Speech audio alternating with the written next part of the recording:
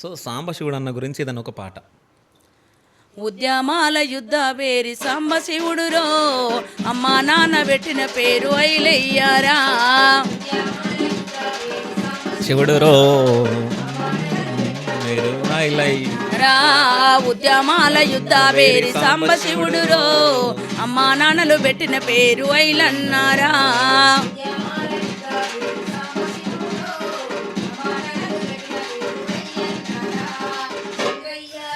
మమ్మల ముద్దుల కొడుకురో సరిపోని కొడుకురా చంద్రయ్య లచ్చు మమ్మల ముద్దుల కొడుకురో చెదిరిపోని చిరునవ్వుల పొద్దు కొడుకురా.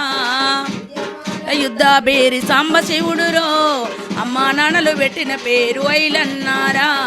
అమ్మా నాన్నలు పెట్టిన పేరు ఐలన్నారా. అంటే ఉద్యమంలో ఉన్నోళ్ళు అంటే ఒక్కొక్కరు లొంగిపోయి సో చనిపోతుంటే సో వాళ్ళ అంత్యక్రియలు అవుతుంటే మీరు వెళ్తూ ఉన్నారు అక్క. సో ఆ సిచ్యువేషన్ అసలు ఎట్లా ఎదుర్కొంటున్నారు మీరు?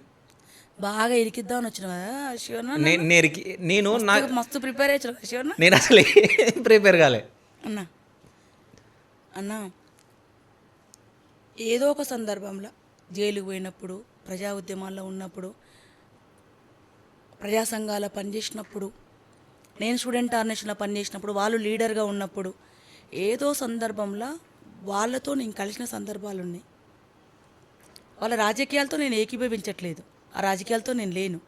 కానీ నా బంధువులు నాతో ఉన్నవాళ్ళు, నేను వాళ్ళతో ఉన్నా. వాళ్ళు చనిపోయినప్పుడు చివరి చూపు చూడడం అనేది నా ధర్మం. నేనేం భావిస్తుంటే చివరి చూపు చూడడం అనేది నా ధర్మం. అసలు మనుషులుగా మనకి ఏంటంటన్నా, శత్రువు చనిపోయినా పోవాలి, వాళ్ళు చివరికి కనపడరు. చనిపోయింది కదా, నువ్వు చనిపోవాలని కోరుకున్నావో, బతకాలని కోరుకున్నావో, లేకపోతే వాళ్ళు చేసిన తప్పొప్పులు చెప్పాలి అవకాశం కూడా నీకు ఉంటుంది ఎవరైనా మైకిస్తే.